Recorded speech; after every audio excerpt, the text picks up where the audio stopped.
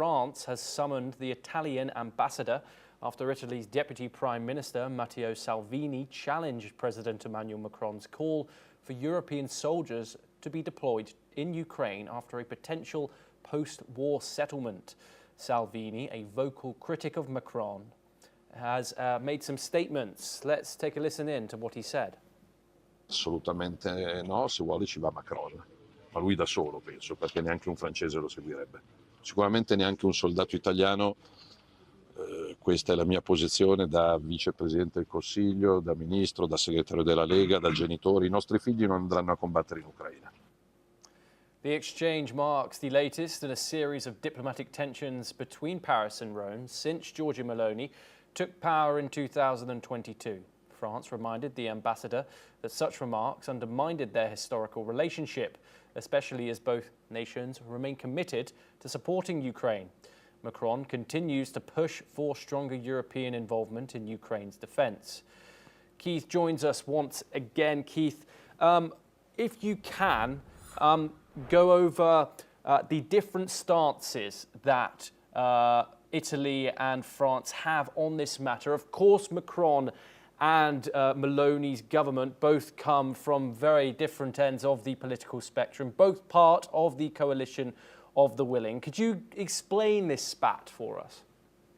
Well, this is a coalition government, Thomas. I don't think that Prime Minister Meloni has control over her Deputy Prime Minister. She can't tell him what to say. It's a coalition. And therefore, I would imagine the French government did tell her in advance that they were going to summon the Italian ambassador. Who knows what the tensions are in the coalition itself. There have always been tensions, of course, between France and Italy. Prime Minister Meloni has been very vocal about her criticism of what France does, in particular in Africa, to do with illegal migration.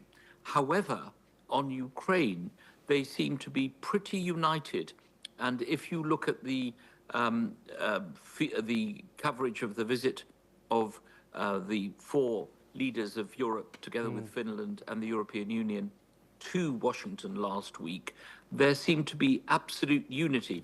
So what France is basically saying is, don't speak out of turn, because we are all united as countries. We either go in together or not at all. And Mr. Salvini is saying, or Signor Salvini is saying, in Italian words, get lost. I think that's the translation of what he actually said. If you want to go and support Ukraine with troops on the ground, you go, but we're not going to go with you. So that's probably not the position of the Italian government, because otherwise, why did Prime Minister Meloni go to Washington last week? They were all pretty supportive of Ukraine, and it's very clear that they all want to do this in a concert together rather than separately. So what's disappointing about it from the coalition of the willings point of view is that even though the willing are willing to do these things, there are some in their governments who are not willing.